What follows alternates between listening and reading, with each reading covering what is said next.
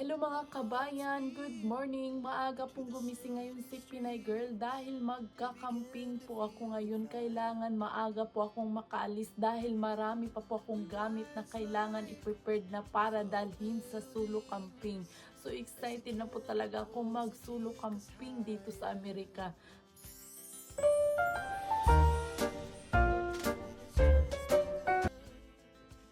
So magpapaganda muna kunti si Pinay Girl bago natin i-prepare yung mga gamit na dadalhin doon sa camping. So hindi na pala ako naligo dahil medyo giniginaw si Pinay Girl. Meron namang hot shower pero parang hindi talaga ako ngayon muna maliligo, char. So maaga pa talaga dito, so medyo maginaw talaga. So, medyo kinakabahan talaga ako ngayon dahil sabi nila meron daw mga bears or cougars doon sa camping. Natatakot talaga ako kung ano ang mangyayari doon pag gabi. Meron daw mga bear doon sa forest pag magka-camping. So titingnan natin kung kakayanin talaga ni Pinay Girl doon matulog at mag-camping. So ito yung mga pagkain na dadaling ko sa camping mga kabayan. So titingnan niyo.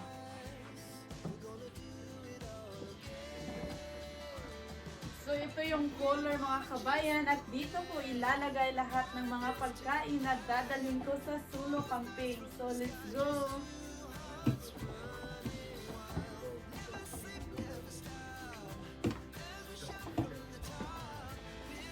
So lalagyan ko muna ng ice ang color.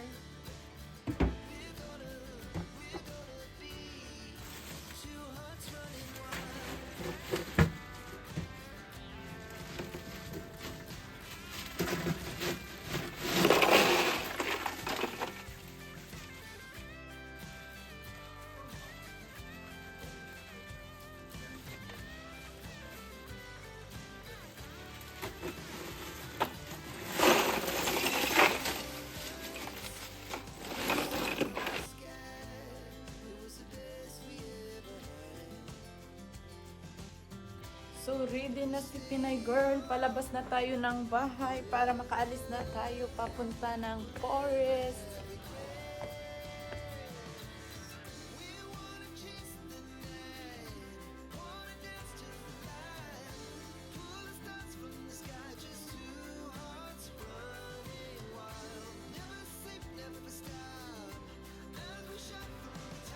Hello mga kabayan! So nandito na ako sa State Capitol Forest. So kailangan ko nang ibaba ang aking mga gamit para sa gagamitin ko sa pagka-camping. So, let's go!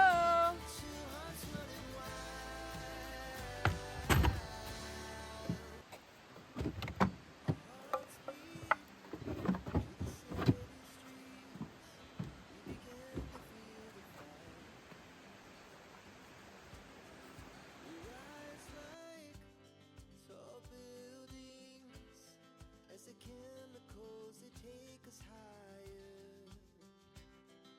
The night's young and it's just begun.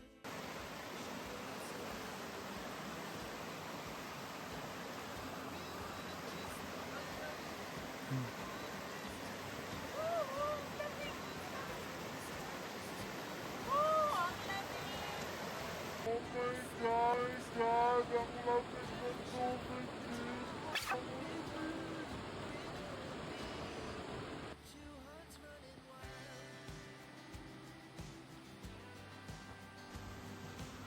So naibaba ko na pala lahat ng mga gamit. So nagdala na rin ako ng upuan para dito uupo si Pinay Girl para makapag-relax mamaya, char.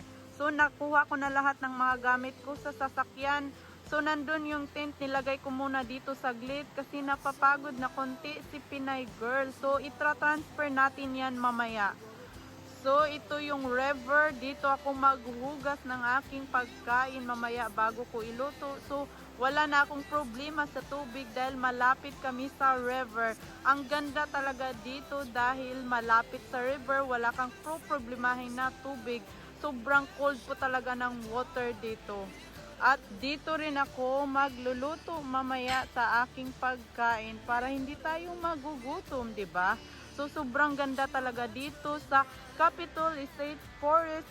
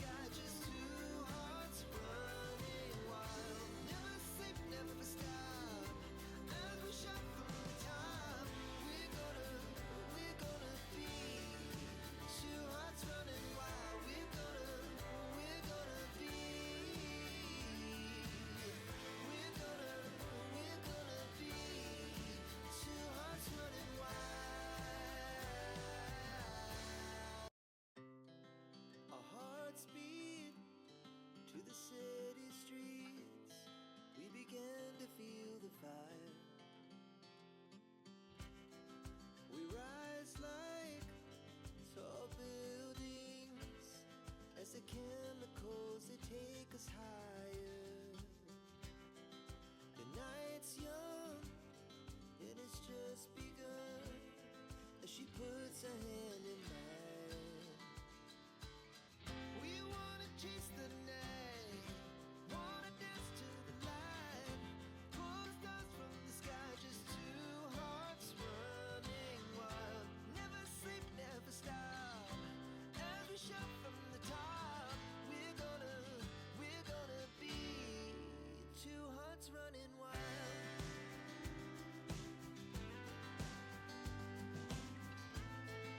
So pagkatapos kong kumain ay umupo muna ako para makapag-relax at hindi ko inaasahan na may magpapaputok pala sa kabila.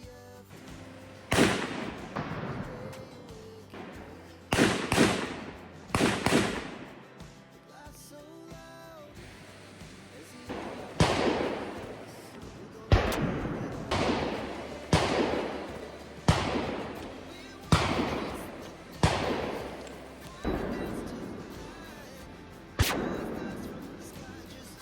Hello mga kabayan, sobra po talaga akong natakot ngayong gabi dahil hindi ko talaga inaasahan na may magpapaputok dito. Baka pupunta sila dito. Hello mga kabayan, nandito na ako sa loob ng tent. Ihahanda ko na yung higaan ko kasi gabi na at madilim na. So ihanda na natin.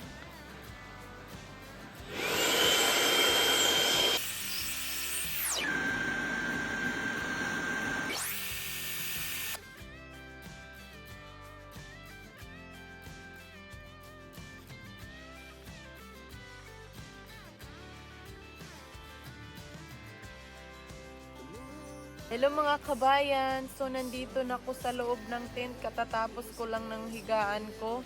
So gabi na pala dito at medyo madilim na, gumamit na lang ako ng emergency glow stick para makita yung mukha ni Pinay Girl. So bago ako matulog, magre-record muna ako na makikita nyo na sobrang dilim na talaga dito. By the way mga kabayan, yung nangyari kanina na sobrang takot na takot ako, akala ko talaga sino yung mga nagpapaputok, yung pala ay nasa kabila, may firing pala sila, kaya medyo talaga natakot si Pinay Girl. So wag po kayong mag-alala, safe na safe po talaga ngayon si Pinay Girl. So lalabas lang tayo sandali para makita nyo na sobrang madilim na talaga dito sa labas. Kanina maliwanag pa dito, ngayon sobrang dilim na talaga. So, tingnan nyo, sobrang dilim na, parang wala na akong makikita dito. Napakadilim na. Sana safe tayo dito at sana wala nang magpapaputok. Kasi medyo talaga natakot ako kanina. Akala ko talaga sino yung mga nagpapaputok.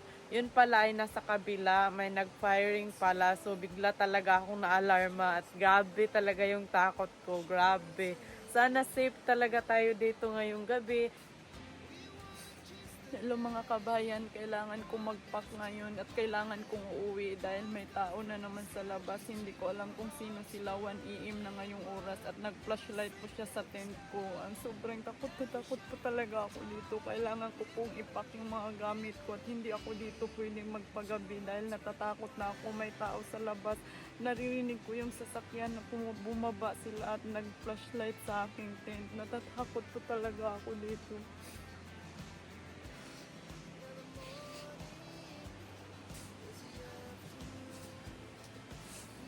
Matutulog na sana ako mga kabayan kasi nakarinig ako ng mga tao sa labas at dito siya nag-flashlight sa akin. Ngayon gusto ko nang umuwi.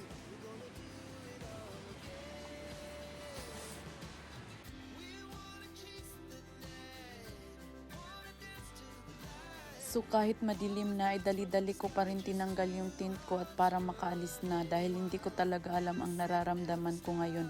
Nandito kasi ako sa somewhere middle of nowhere, so wala talagang tao dito. Malayo ang bahay, 1 hour and 30 minutes. So kailangan ko lang talaga umalis dito dahil hindi ko alam ang nararamdaman ko ngayon. Ito pala ang feeling pag magkakamping dito sa Amerika, kailangan malayo ka talaga sa bahay. So grabe talaga ang nangyari sa akin dito.